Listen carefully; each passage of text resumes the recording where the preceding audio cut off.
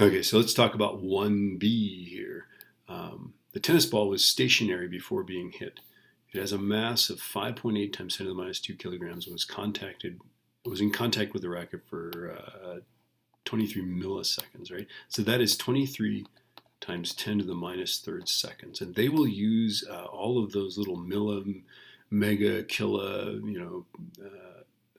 giga or whatever, right? They'll use all of those prefixes without explaining them. So this is milli, which is 10 to the minus third. And these are all in the data packet, okay?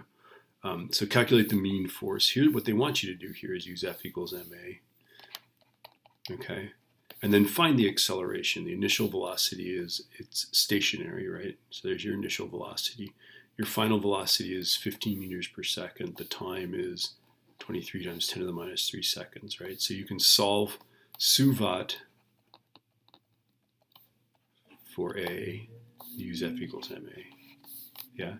And we're going to neglect the fact that there's actually a component of gravity acting against it as it accelerates, evidently. And so, and there's the mass of the tennis ball right there. Okay. And evidently, if you look at the mark scheme, they actually ignore the fact that there's a component of gravity acting against it. So, interesting. That's okay. There it is. Explain how Newton's third law applies. So let's do this second part here.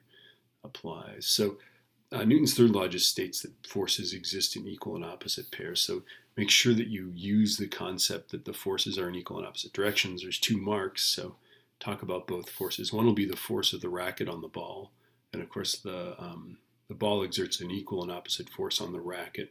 And we know this because, of course, if you see those high-speed photographs of a tennis racket hitting a ball, right, the racket is all distorted like that, right? You can see this where the mesh of those, whatever the cords or whatever that make up the head of the tennis racket are actually distorted.